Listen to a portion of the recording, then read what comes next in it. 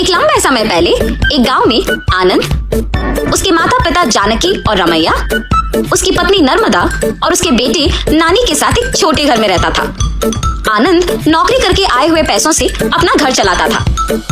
जानकी उसकी बहू नर्मदा से सारे काम करवाती थी और उसे हमेशा ताने मार मार के दुखी करती थी, मगर नर्मदा उसे कुछ ना कह के चुप बैठती थी। ऐसे कुछ साल बाद आनंद अपनी नौकरी से कमाए पैसों को बचा बचा के एक बड़ा नया घर खरीदता है। आनंद के खरीदे हुए नए घर में बहुत समय से एक भूत रहती थी। ये बात आनंद को नहीं पता था और इसीलिए वो घर खरीदता है और उसके आसपास खाली रहने के कारण दिखने में बहुत शांत सा माहौल था और जानकी में कोई बदलाव नहीं आया। नए घर में जाने के पहले ही दिन नर्मदा की गलती के बिना ही उसे ताने मारती है। दुखी होकर नर्मदा बिना कुछ खाए और सोए अपने कमरे में जाकर रोती रहती है। तब उस घर में मौजूद भूत नर्मदा को रोते हुए देख उसके पास आती है। बगल में परछाई को देख नर्मदा तुरंत खड़े हो जाती है। तब वो भूत नर्मदा के सामने आके खड़े हो जाती है। उसके चेहरे पे घाव, खुले बाल देख के नर्मदा डर जाती है। बाप रे, भूत भूत! डरो मत, मैं तुम्हें कुछ नहीं करूंगी। तुम हमारे घर में क्यों आई हो? तुम लोग ही मेरे घर आए। ये तुम्हारा घर है? हाँ, ये मेरा घर है। इसी में मैं मर गई। मेरे मरने के बाद ही तुम लोग यहाँ आए। ऐसे कह के अचानक नर्मदा में घुस जाती है। हा हा हा, ऐसे हंसते हुए सो जाती है। सुबह उठ के जब जानकी देखती है कि सारा काम वैसे का वैसे ही रह गया, तब नर्मदा नर्मदा बहुत बार बुलाने के बावजूद जब वो नहीं आती है तो जानकी ही उसके पास जाती है। हाँ, तुम अब तक उठी नहीं? नर्मदा नर्मदा उठो! जानकी पास आके बुलाने पर नर्मदा जाग उठती है। उसकी आंखें बहुत लाल और डरावना दिखने के बावजूद जानकी उस पर ज्यादा ध्यान नहीं देती है। उठ गई? जाओ जाके सारा काम करके चाय बना के लाओ। मेरे ही सामने जोर से बात करके मुझे काम करने के लिए कह रही हो? ये कह के उसका हाथ जोर से पकड़ लेती है। नहीं, तुम कुछ मत करो। आज से सारा काम मैं ही करूंगी, मुझे छोड़ दो। जाओ जाके सारा काम करो। ठीक है ठीक है, ऐसे कह के जल्दी से सारे काम खत्म करती है। ये क्या सच में मेरी बहू है? इसके मुंह से कभी एक लफ्ज भी नहीं निकला और आज ये मुझसे सारा काम करवा रही है। तुरंत ये सब मुझे अपने बेटे को बताना होगा। और ऐसे अपने बेटे को सब सच बताती है। तब वो कहता है, जितना भी गुस्सा क्यों ना हो, ऐसे तो नहीं कहते हैं माँ। आप अगर उसे अच्छे से पेश आएंगे तो वो भी अच्छा ही रहेगी। उसके बारे में क्या मुझे नहीं पता?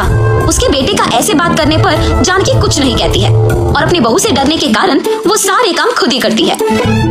नर्मदा, नए घर खरीदने की खुशी में मैं अपने कुछ दोस्तों को घर बुला रहा हूँ। सारी चीजों का तुम्हें ही ध्यान रखना होगा। ऐसे बोल के चला जाता है। नर्मदा कुछ बात किए बिना खड़े रहती है।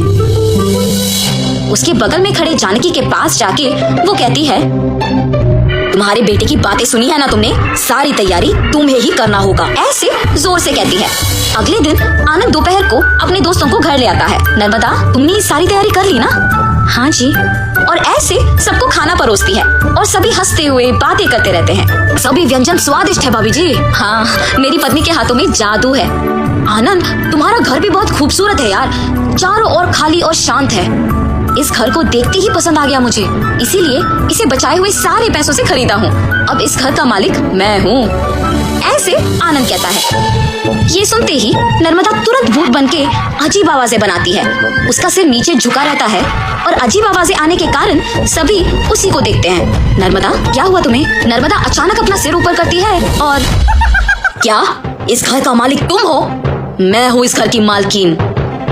ऐसे उसे घूरने पर आनंद अचानक हवा में ऊपर उड़ने लगता है। नहीं, ये तुम्हारा ही घर है, मुझे छोड़ दो। ऐसे कहने पर आनंद को नीचे छोड़ देती है। ये सब देख के घर के सारे मेहमान भूत भूत कह के वहाँ से भाग जाते हैं। नर्मदा जैसे उसे कुछ पता नहीं है अपने कमरे में जाके सो जाती है। आनंद, कम से कम अब मेरी बातों का यकीन करोगे तुम? तुम्हारी पत्नी में भूत घुसी है, भूत। देखो आज उसने क्या कर दिया। हाँ माँ, अब हम क्या करें? एक मांत्रिक को बुलवाना ही पड़ेगा। हाँ ठीक है माँ, कल उसी के पास जाएंगे। और ऐसे जब सब बैठे हुए थे, नर्मदा आती है और सभी डर जाते हैं। तब उन्हें देख कहती है, क्यों सब मुझे देख के डर रहे हैं? क्या हुआ तुम सबको? कुछ नहीं। अब आप तो कुछ भी कर सकते हो ना? क्या करना है मुझे? मैं जो बोलूंगा तुम नहीं कर पाओगी। मैं नहीं कर पाऊंगी? पहले बोलो। अच्छा, क्या तुम इस बोतल के अंदर घुस के वापस बाहर आ सकती हो? इतना ही? और मैं ये नहीं कर पाऊंगी? देखो। ऐसे बिना कुछ सोचे समझे नर्मदा में घुसी आत्मा अचानक उस बोतल में घुस जाती है और तुरंत जानकी उस बोतल का ढक्कन बंद कर देती है। हाँ, भूत को मैंने इस बोतल के अंदर बंद किया है, अब इसे गांव के अंत में फेंक के आना होगा। और ऐसे उस बोतल को गांव के एकदम अंत में फेंक के आ जाती है। तब से जानकी अपनी गलती सुधार के अपनी बहू को ताने मारना बंद कर देती है। भूत के चले जाने पर सभी उनके नए घर में खुशी से जीते हैं।